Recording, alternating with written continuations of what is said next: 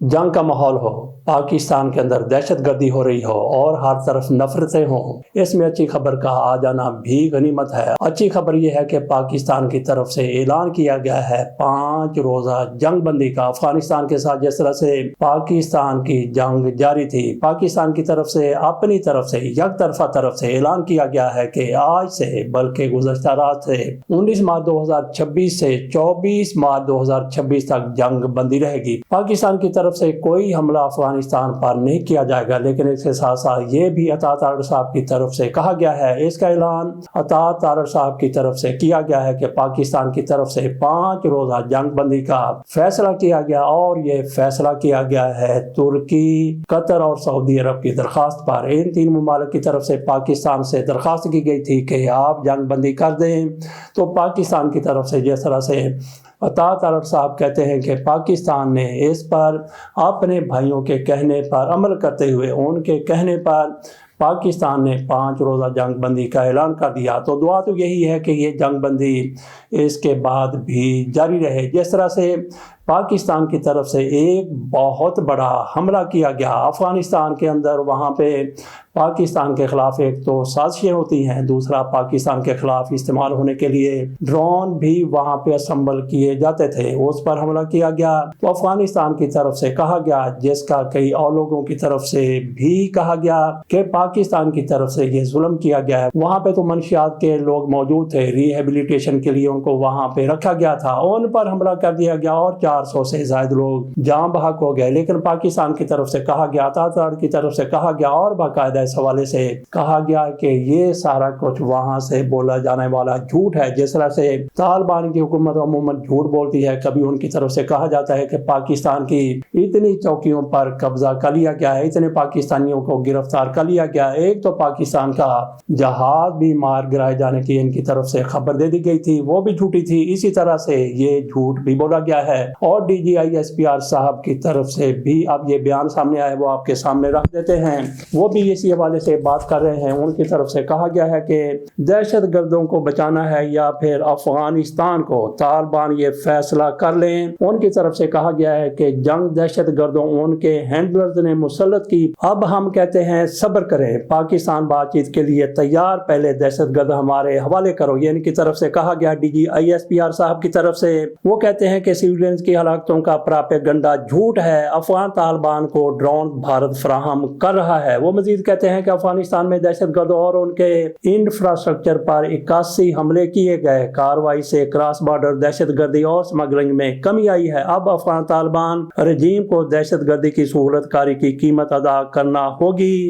کابل میں ہدف افغان طالبان کے گولہ بارود، ہتھیار اور ڈرون طیاروں کا ڈبو تھا۔ دھماکہ پورے شہر نے دیکھا۔ پاکستان کی افغان بہن بھائیوں سے کوئی لڑائی نہیں ہے، طالبان نشے کے عادی افراد کو خود کش حملوں کے لیے تیار کرتے ہیں، یہ بھی فیصلہ کریں ان کے لیے ٹی ٹی پی اہم ہے یا پھر پاکستان اہم ہے۔ کیونکہ پاکستان کا یہ موقف رہا ہے کہ طالبان کی طرف سے ایک تو پاکستان پر حملے کیے جاتے ہیں طالبان حکومت کی طرف سے، اور دوسرا ٹی ٹی پی کی بھی ان کی طرف سے حوصلہ افزائی کی جاتی ہے، بلکہ ٹی ٹی پی کو وہاں پہ ٹھکانے مہیا کیے گئے ہیں، وہاں پہ ان کی تربیت گاہیں ہیں اور ان کے محفوظ ٹھکانے ہیں، وہاں سے پاکستان میں دہشت گردی کے لیے یہ لوگ آتے ہیں۔ تو D G I S P R کی طرف سے واضح طور پر کہا گیا کہ جیسا فیلڈ مارشل عاصم منیب صاحب کی طرف سے بھی کہا گیا تھا کہ افغانستان کو چن لینا چاہیے کہ انہوں نے پاکستان کے ساتھ چلنا ہے یا پھر ٹی ٹی پی کے ساتھ چلنا ہے۔ اب تک تو یہی نظر آتا ہے کہ طالبان حکومت ٹی ٹی پی کے ساتھ چلنا چاہتی ہے۔ اگر ایسا کرتی ہے تو پھر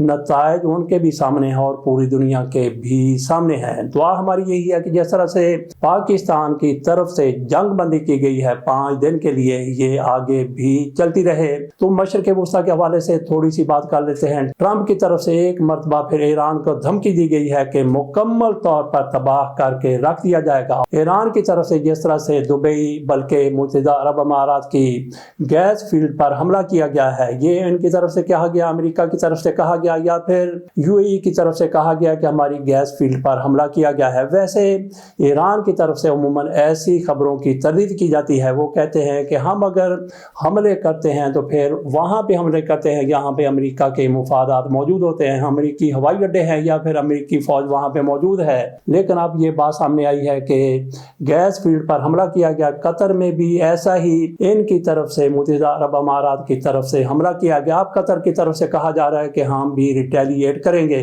تو اسرائیل کی طرف سے ایران کی گیس فیلڈ پر بہت بڑا کہا جاتا ہے کہ حملہ کیا گیا ہے جس سے بڑی تباہی ہوئی ہے. اس پر ٹرمپ کی طرف سے کہا گیا ہے کہ ہمارے پوچھے بغیر اسرائیل نے یہ حملہ کیا ہے, آئندہ اس کو ایسا حملہ نہیں کرنا چاہیے. لیکن اس کے ساتھ ساتھ وہ یہ بھی دھمکی دیتے ہیں کہ اگر ہمارے اتحادیوں کے خلاف ایران کے حملے جاری رہتے ہیں تو پھر ہم ایران کو تباہ کر کے رکھ دیں گے. یہ ٹرمپ کی طرف سے دوسری تیسری مرتبہ کہا گیا ہے کہ ہم نے ایران کو تباہ کر دیا ہے. مزید وہ کہتے ہیں کہ تباہ کر دیں گے. اگر ایک مرتبہ تباہ کر دیا گیا ہے تو پھر مزید کس طرح سے ایران اٹھ کھڑا ہوتا ہے کہ پھر امریکہ کو کہنا پڑتا ہے کہ تباہ کر دیں گے. تو باقی یہ بات کر لیتے ہیں کہ جیسے ہی اردشیر لاریجانی صاحب ڈاکٹر ہیں اور یہ قومی سلامتی کے ایران کے مشیر تھے اور علی خامنئی کے بھی یہ مشیر تھے, ان کو شہید کیا گیا. اس کے بعد ایران کی طرف سے پوری قوت کے ساتھ حملے کیے گئے ہیں اسرائیل پر اور کہا جا رہا ہے کہ میزائلوں کی بارش کر دی گئی ہے اسرائیل پر. اس حوالے سے خبر کچھ یوں ہے, علی لاریجانی کی نماز جنازہ میں لاکھوں افراد کی شرکت, ایرانی میزائلوں کی بارش, 3 اسرائیلی طیارے تباہ کر دیے گئے,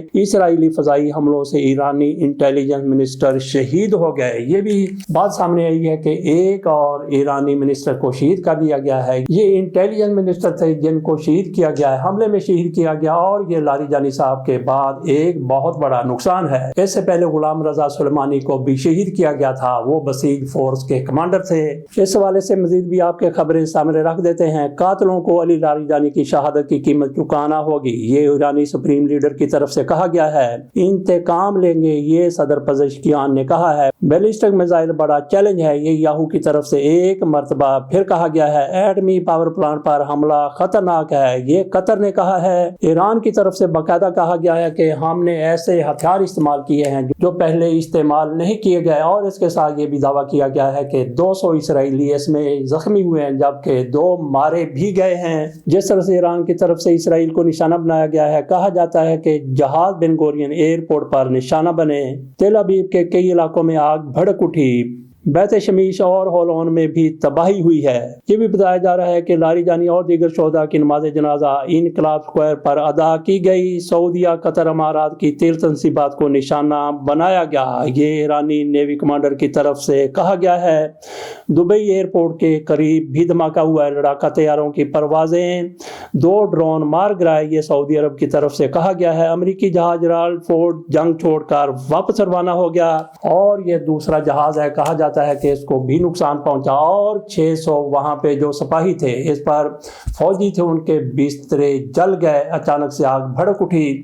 امریکہ یہ ماننے کے لیے تیار نہیں ہے کہ یہ ایران کی طرف سے کیے گئے حملے میں نقصان ہوا ہے. اس سے پہلے ابراہیم لنکن بھی جہاز واپس چلا گیا تھا. یہ جہاز واپس امریکہ نہیں گیا بلکہ اس کو یونان بھیجا گیا ہے, وہاں پہ اس کی ریپیئرنگ ہوگی اور دوبارہ سے پھر یہ وہیں پہ آ جائے گا جہاں پہ ایران نے اس کو نشانہ بنایا ہے اور آئندہ بھی بنائے گا. باقی عمران خان کے حوالے سے یہ خبر سامنے آئی ہے کہ ان کی آنکھ کا معائنہ ہو گیا ہے اور کہا جا رہا ہے کہ ان کی ملاقات عمران خان کی بہنوں کے ساتھ تو نہیں کروائی گئی, ان کے کسی لیڈر کے ساتھ نہیں کروائی گئی, ان کے وکلاء کے ساتھ بھی نہیں کروائی گئی, لیکن ان کی اہلیہ بشرا بی بی کے ساتھ ان کی ملاقات کروا دی گئی ہے. اور یہ بھی کہا گیا ہے کہ ان کی موجودگی میں کہا گیا کہ جس طرح سے ہائی کورٹ کی طرف سے, اسلام آباد ہائی کورٹ کی طرف سے آرڈر دیا گیا تھا ایک بورڈ بنانے کا, اس بورڈ کی طرف سے معائنہ کیا گیا اور اس موقع پر بشرا بیگم بھی موجود تھی.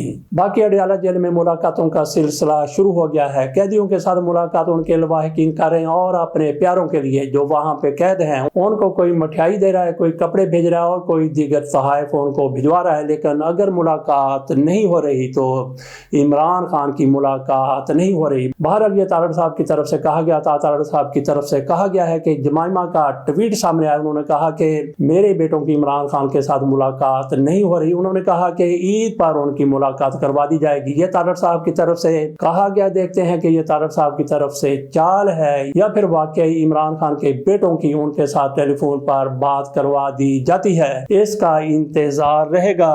تو باقی چلتے چلتے آپ کے ساتھ یہ بھی شیئر کر لیں کہ افغانستان میں عید کا چاند نظر آ گیا اور آج وہاں پہ عید منائی جا رہی ہے. اس حوالے سے ہم نے ایک خصوصی ویلا کیا ہے. یقینی طور پر اگر کل افغانستان میں چاند نظر آ گیا ہے تو آج پاکستان میں بھی چاند نظر آ جائے گا. عموماً یہ سمجھا جاتا ہے کہ سعودی عرب میں پہلے چاند نظر آتا ہے, پاکستان میں دوسرے روز چاند نظر آتا ہے. لیکن اب ایک بہت بڑی شہادت ہمارے سامنے آ گئی ہے. طالبان حکومت کی طرف سے اعلان کیا گیا ہے کہ انہوں نے چاند دیکھ لیا اور وہاں پہ آج عید ہو رہی ہے. اگر افغانستان میں کل چاند نظر آ گیا تو پاکستان میں بھی 28ویں روزے چاند نظر آ جانا چاہیے تھا, جو کہ عموماً 28ویں روزے چاند نظر نہیں آتا. اگر افغانستان میں نظر آ رہا ہے تو پاکستان میں بھی آ جانا چاہیے تھا. ہو سکتا ہے کہ ہم نے ایک روزہ لیٹ رکھا ہو. بہرحال طالبان حکومت کی طرف سے اعلان کیا گیا کہ ان کو چاند نظر آ گیا. اگر کل وہاں پہ چاند نظر آیا تو آج یقینی طور پہ پاکستان میں چاند نظر آ جائے گا. اس حوالے سے ہم نے الگ سے ایک ویلا کیا, اس کے بعد وہی آپ کے سامنے آئے گا. اجازت دیجیے, اللہ حافظ.